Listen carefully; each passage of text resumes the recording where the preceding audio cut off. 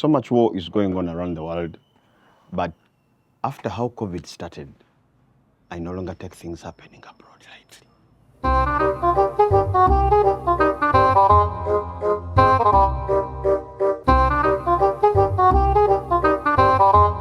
So the Middle East is busy with war, and also, of course, another conflicts that are happening in other parts of the world.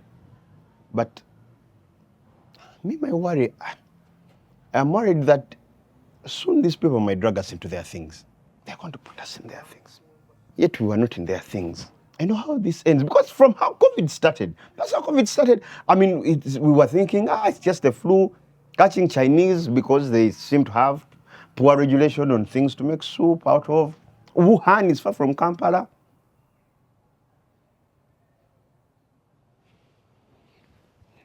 I know how this ends. Many of you at the beginning of the year, you said this is your year. You were right. You just didn't finish that sentence. My problem with world war is that as a country, you must have a side. Now, as a continent, that leaves us compromised. Because some of you have borrowed money from everyone. Kenya. So what's come at the wrong time? There's a country you find, it has eaten money of UK, Russia, US, China. You mixed sides. And here in Uganda, here in Uganda, we just even don't know. In Uganda, we have so much debt. There's a time government just came and told us how much is due per person. They were tired of keeping it as a secret. They got it off their chest. Problem shared is a problem solved. You see, it is like 8 names that come up whenever conflict is mentioned. Majorly, it's US, UK, NATO, Israel, versus Palestine, Iran, Russia, China. And unfortunately for many of us, we have eaten money from all of them. Africa is single-handedly going to complicate this war. When someone lends you money, you're finished. You just be there, you have to laugh at every joke of, even if you don't get the punchline. You hear, ni hao, you're like, yeah, right, my ribs, my ribs. Like, we hear knees. What do knees have to do with anything, right? We are finished. Because of loans, I see Africans pushed to be in the front when the war starts. And of course, the South Africans will reject. You know, they're South Africans, we don't know that they're Africans. But for us, we're not Africans. We're not. You guys, by the South Africans, you guys are the only country with the word Africa in your name. And of all locations, you are the ones located in the southern situation of this continent. You guys are more, you belong here more than any of us. You are our Native Americans. The thing I've learned about world wars is that it comes down countries. Now, I mean, you look at the warmongers of the First World War, France, UK, Germany. What is going on right now? The best I can do is send you maybe a success card. Even if you bring from Second World War, there was Japan, Italy. So a tiny bit inside me wants World War III to happen so that US and Russia can finally sit down. It would be nice that some fresh superpowers would be born, probably another country now, maybe Luxembourg, some random country, Latvia. We will no longer have USA, now we would have Lux Aid. No, that sounds like a God's aid. Okay, Latvia, Lat Aid. That sounds like milk. Yeah. I changed my mind. I don't want war. We don't want war. US, you're mixing up the ask. We have never wanted war. All we want are visas. World War III is going to have a problem with recruitment. People don't want to die. And with gender being a choice these days, most of the world male population is going to identify as a pregnant woman. I will. There is countries we don't expect to struggle if World War III happens because you've been rehearsing. Congo, Somalia, Sudan. I envy you. Stuff won't be new because I think by now you know how to hide, you know how to run in zigzag motion if someone is shooting at you. I envy you. By the way, talking safety, if you want to be safe during World War III, go to Jamaica. Because I think the planes that will be moving around bombing countries, they will reach Jamaica and already see smoke and think they have already been bombed and you survive. I really pity countries that have not seen conflict. Zambia, Botswana, Ghana, Mauritius, Madagascar. You guys have not seen armed conflict in centuries. This is not the way you want to learn on the job. Me, I think you might want to pick up some internship.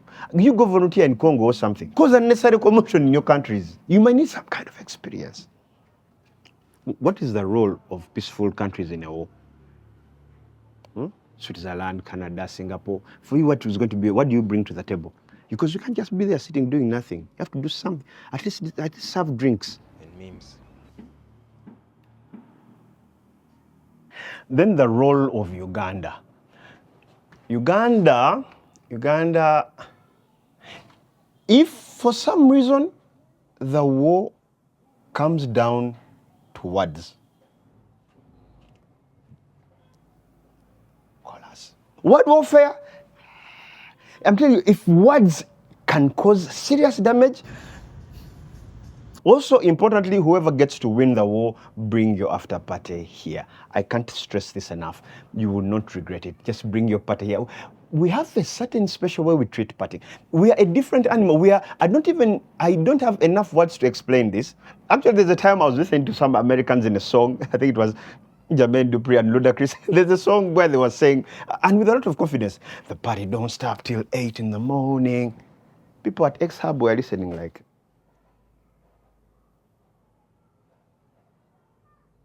it stops. I wish for Nigeria to have a very big role in the war, because if Nigeria comes to the war, it ends. Let me tell you how. They just have to make sure that Nigeria is in charge of logistics. Yes, they're the country that everyone sends money to buy the bombs and tanks. World peace. The war would start, Russia would be on the phone pissed about their order.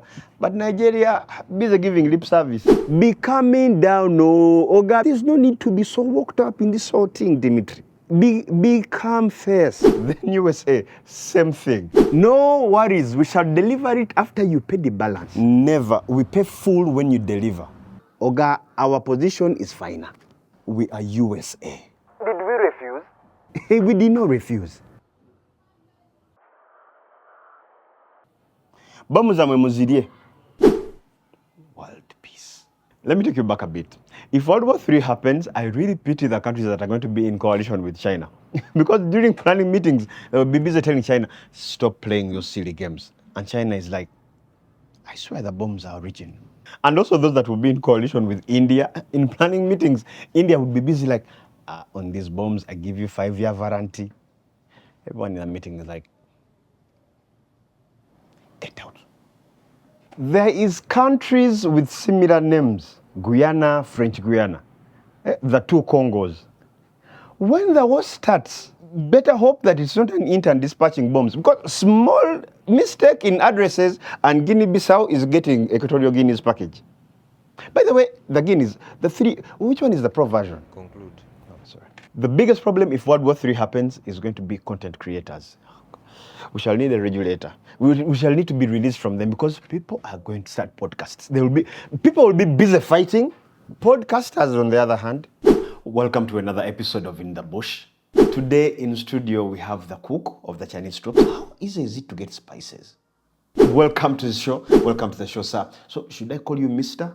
Ladies and gentlemen, in studio today we have the chief bomber in studio we have the chief cyanide supplier, a gentleman from Tanzania. I wanted to ask, so how do you get the cyanide?